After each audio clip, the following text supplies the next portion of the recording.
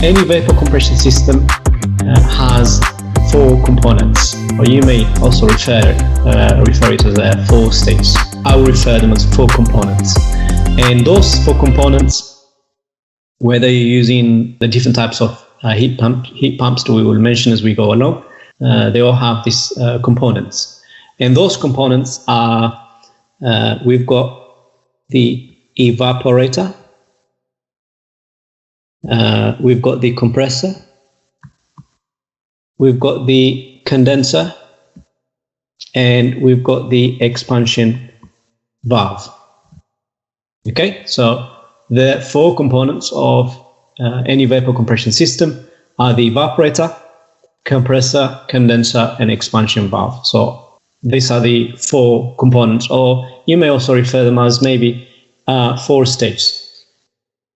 So if I divide the system into half, like this, so let's start, I'll number them as 1, 2, 3, and 4. So we'll know the different points across the circuit. So I will start with the primary function of an evaporator. Okay, so an evaporator takes, again, depending on the source, let's start with air in here. So it takes air, and of course, inside the 4 components, we have a refrigerant, which constantly changing its phase from liquid to gas, gas to liquid. So inside the evaporator, so at point number 4, what we start with is a low temperature and low pressure liquid, and that is what's going into the evaporator. And of course, as it travels through the heat exchanger or the evaporator, the refrigerant boils. Okay, the benefit or the advantage of using a refrigerant is it boils at a very, very low temperature. For instance, if we're taking, let's say, R134A as an example, as a refrigerant, and that refrigerant boils at minus 16 degrees C. So as you can see, it boils at a very, very low temperature. So that low temperature and low pressure liquid gets boiled, and when it comes out at point 1, we have low temperature and low pressure vapor. Okay, so at this point, at point 1, we have a low temperature and low pressure vapor. And then we feed it into the compressor. Okay, and the function, primary function of any compressor is at this point, or point 1, we have vapor. But that vapor is a very, very low temperature and low pressure. And the benefit of a vapor or a gas, by reducing its volume or by compressing it, we are able to change its property. So what we do is we use the compressor, we compress or reduce the volume of that low temperature and low pressure vapor, and therefore when it comes out here, it comes out at high temperature and high pressure vapor. Okay, and that is actually what we use for our application.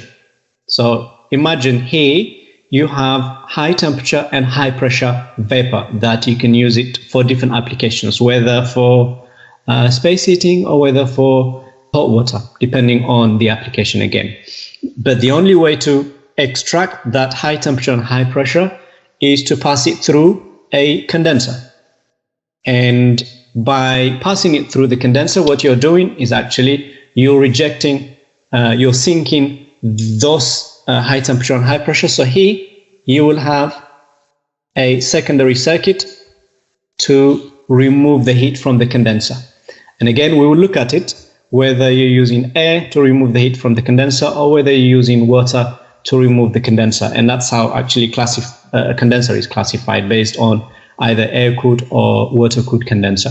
So at this point, we have high temperature and high pressure, and we pass it through a condenser. So as it passes through the heat exchanger, condensation occurs. a condensation.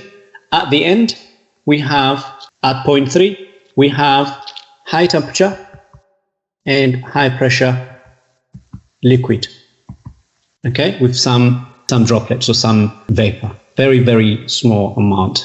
The remaining, of course, using the condenser, you're rejecting it into either air or water. So therefore, you're removing the heat from the condenser. And therefore, at point 3, we have high temperature and high pressure liquid. And remember, at point 4, we had low temperature and low pressure.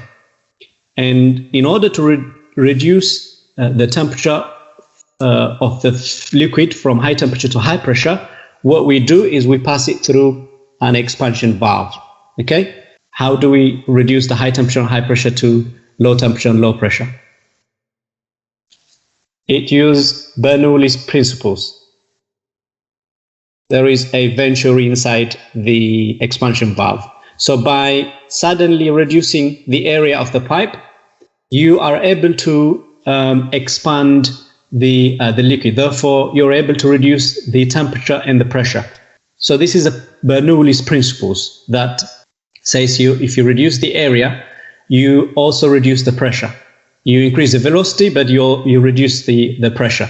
And if you reduce the pressure, therefore you also reduce the temperature. So therefore, as you can see from point 3, when you come back to point 4, you come back to the same point that we started, which is low temperature and low pressure liquid. And then, of course, you feed it back again to the evaporator, and the circuit repeats itself. So at the beginning, as I said, if you divide the circuit into two halves, as you can see, anything below the line, it is low temperature and low pressure, and anything above the line, it is high temperature and high pressure. Okay, so you can divide the circuit into two. Anything below the line, we have low temperature and low pressure, and anything above the line, we have high temperature and high pressure. That is the basic principle of any vapor compression system. Using those 4 components, you're able to boil and evaporate the low temperature and low pressure inside the evaporator, and then you feed it into the compressor. By reducing its volume, we're able to increase the temperature and pressure of the vapor. Therefore, we have high temperature and high pressure. And then by passing it through another heat exchanger, which is the condenser, by going through the process of condensation, we are able to change it to liquid, but at high temperature and high pressure liquid. And then by passing that high temperature and high pressure liquid through another expansion valve, and by using Bernoulli's principles, we are able to reduce the temperature and pressure. And at this point, of course, I want to iterate the importance of pressure and temperature and the relationship between the pressure and temperature. If you increase the pressure, you increase the temperature. If you reduce the pressure, you also reduce the pressure. So pressure is important in refrigeration systems. And we will look at them as we go along, how evaporating and condensing pressures also affects the performance of any system. And by monitoring and controlling the pressure of systems, you can play around with the performance of the system. So that's generally how a vapor compression system operates. I'm going to quickly go through some basic terms that you will come across in the refrigeration industry generally, like sensible heat and a latent heat. They both deal with either heat extraction or heat added into material or into any aspects, but one results in the temperature change, only temperature change, and the other one results in state change. Okay, so the sensible heat results in temperature change, as opposed to the latent heat, which results in state change. And a good example of latent heat is ice melting. Some terminologies that we would be using are saturation temperature. This refers to the transition of, so if you boil a water, for instance, the point at which water starts to boil, that transition point, that's where we're referring by saturation temperature. Okay?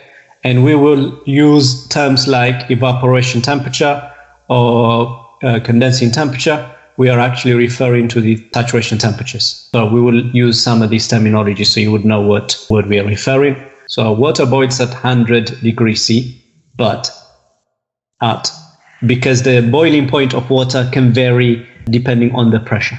Pressure and temperature are directly proportional to each other. And for instance, if you take a water and try to boil it at, let's say, 4,800 meters at a pressure of 0.56 bar, the water boils at 83 degrees C. So as you can see, not 100, the one that we always say, depending on the pressure, water can also boil at 83 degrees C. So what I wanted to highlight here is the relationship between pressure and temperature. And that is critical in any refrigeration systems that we will look at. This is another graph which shows the saturation temperature and the pressure for a different refrigerants. So any refrigerant would have a saturation temperature, and the pressure also relates to that specific saturation temperature. Other terms that we will come across or we use is the superheated vapor. And the superheated vapor is referring to the temperature above the saturation temperature. And we can actually calculate our degree of superheat based on, so degree of superheat is equal to actual temperature minus Tsat. One example that I just gave you here is we have a water boiling. Of course, the steam is at 100 degrees C and the superheated steam temperature is 120 degrees C. What is the saturation temperature and what is the degree of superheat? TA is 120 degrees C, and therefore degree of superheat is 120 minus 100, which is 20 degrees C. So superheat, again, we will use it when we define our pH chart, what a superheat region, where our superheat region lies. And the next one, similar to the superheat, is the subcooling.